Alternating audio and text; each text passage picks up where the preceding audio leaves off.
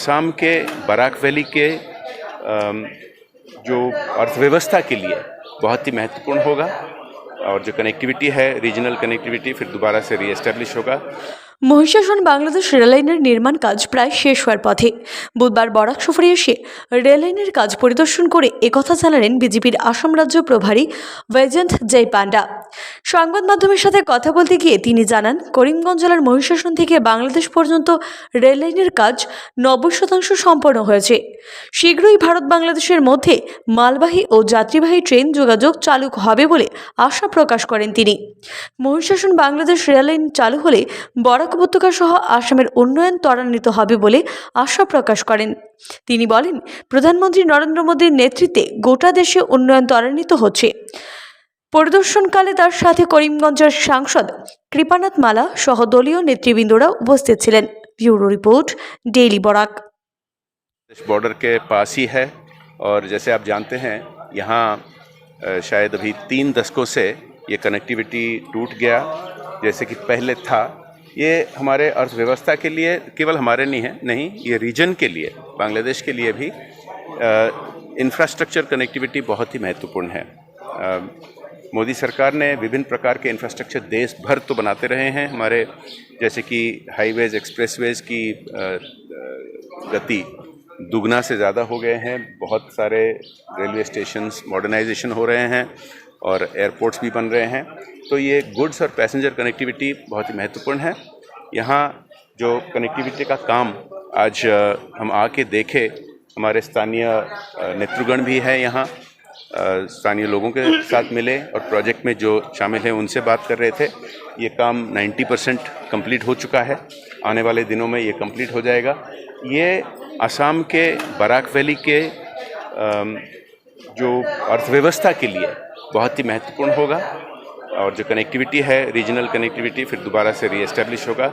बहुत ही अच्छा काम हो रहा है। मैं आशा करता हूं कि अगली बार आके इसके ये जब उद्घाटन होगा उसके बाद भी हमें देखने के लिए मौका मिलेगा। तो कोलकाता तक तो जाएंगे ही, लेकिन देश के जैसे जो हमारे फ्रेट कॉरिडोर कनेक्टिविटी हुआ है, ईस्ट वेस्ट से हुआ है, दिल्ली से मुंबई तक हुआ है, मुंबई से गुजरात तक हुआ है और ईस्ट में हमारे उड़ीसा, तमिलनाडु, आंध्रा वगैरह कनेक्टिविटी हुआ है। तो नॉर्थ ईस्ट के साथ जो कनेक्टिविटी या तो दोबारा एस्टेब्लिश हो रहा है जैसे कि यहाँ, या पहली बार एस्टेब्लिश हो रहा है, ये सब जगह होंगे, प्रायोरिटी बेसिस पर किए जा रहे हैं। और ये जो प्रोजेक्ट है मैं मानता हूँ कि ये बहुत ही महत्वपूर्ण है। जैसे कि हमने यहाँ देखा कि 90% काम कंप्लीट हो चुका है। जब दो देशों के बीच में काम होता है, बॉर्डर के काफ़ी प्रोटोकॉल होते हैं, उनके कुछ ब्यूरोक्रेटिक नॉर्म्स होते हैं, वो MOU के तहत ही होगा। MOU तो बन चुका है इंडिया और बांग्लादेश के बीच में, वो MOU को शेयर करके उसी के हिसाब से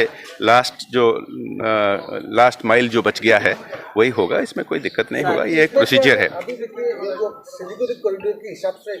कि ये 1965 के युद्ध के समय से पैसेंजर ट्रैफिक बंद हो गया था। शायद 80 के दशक तक गुड्स ट्रेन चल रहा था और अभी 3 दशक से ज़्यादा अपना अर्थव्यवस्था के लिए भी और रीजनल कनेक्टिविटी के लिए भी ये बहुत ही एक महत्वपूर्ण प्रोजेक्ट है कि बीच में बॉर्डर में काम होता है।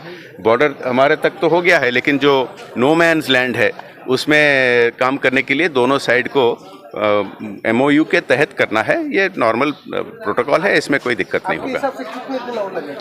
नहीं, मैं तो उस पर अभी कुछ बयान देना नहीं चाहूँगा, लेकिन हो ही जाएगा और ये कोऑर्डिनेशन प्रोसेस में है।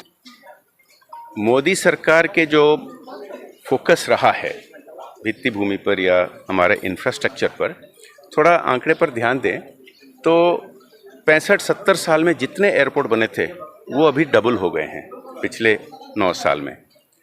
आप देखिए 65-70 साल में जितने एक्सप्रेसवे हाईवे बने हैं वो 9 साल में दुगने हो गए हैं। आप देखिए कितने सारे पोर्ट्स बन रहे हैं, कितने सारे अन्य प्रकार के इंफ्रास्ट्रक्चर बन रहे हैं। ट्रेन के संख्या तो बहुत ही बढ़े हैं और यहाँ भी बढ़ेंगे। डिमांड के हिसाब से, रिक्वायरमेंट के हिसाब से ज़रूर आने वाले दिनों में यहाँ ट्रेन के